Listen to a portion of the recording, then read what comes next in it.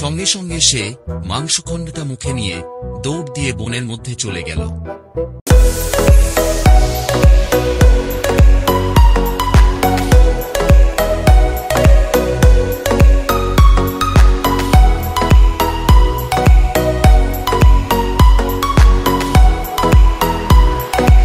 বন্ধুরা, আজকে তোমাদেরকে শোনাবো একটি বোকা কাক ও একটি চালাক শিয়ালের গল্প। একটি কাক, সে ছিল খুব বোকা। সে সব সময় বাজারের আশেপাশেই থাকত এবং দূরে যেত না। বাজারেই থাকত সে, আর এই বাজার থেকে সে পেয়ে যেত তার প্রয়োজনীয় সমস্ত রকমের খাবার। তাই খাওয়ার জন্য কোনো দুশ্চিন্তা করতে হতো না। সে সেই বাজারেই সমস্ত খাবার পেয়ে যেত। একদিন সে মাংস খাওয়ার মতলব করল। তাই সে একটি মাংসের দোকানে উড়ে এসে বসল। সুযোগ বুঝে সে একটি মাংসের টুকরো মেরে তুলে নিয়ে সেখান থেকে উড়ে চলে গেল এবং গিয়ে বসল বনের ধারে একটা বড় গাছের উঁচু ডালে।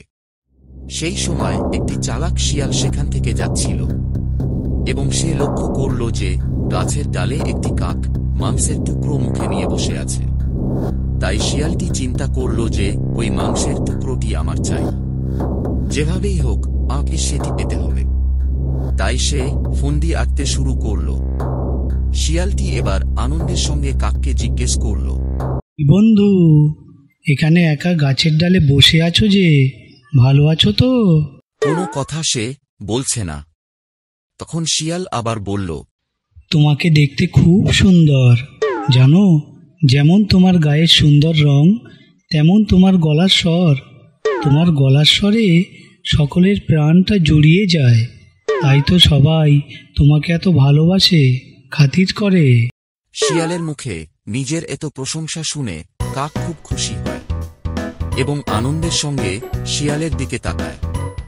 কাক যে তার কথায় খুশি হয়েছে এবার শিয়ালটি বুঝতে পারে এবং কাকটিকে আরো বেশি করে খুশি করার জন্য শিয়ালটি আবার বলল, বন্ধু, তুমি নাকি খুব সুন্দর গান গাইতে পারো। সকলে তোমার গান খুব মন দিয়ে শোনে, জানো, তোমার গানে সকলের ঘুম ভাঙে রোজ সকালে। তুমি কি আমাকে একটা গান শোনাবে ভাই? শিয়ালের মুখে তার গলার স্বর, তার গানের প্রশংসা শুনে কাকের মনে আনন্দ আর ধরে না। বোকা কাক তখন সেই চালাক শিয়ালকে গান শোনাবার জন্য যেই কা কা করে গান গেয়ে উঠল, তখনই তার মুখ থেকে অমনি মাংসখণ্ডটা নিচে পড়ে গেল।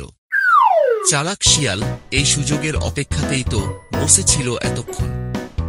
সঙ্গে সঙ্গে সে মাংসখণ্ডটা মুখে নিয়ে দৌড় দিয়ে বনের মধ্যে চলে গেল। আর বোকা কাকটি তখন অবাক দৃষ্টিতে শিয়ালের দিকে তাকিয়ে রইল।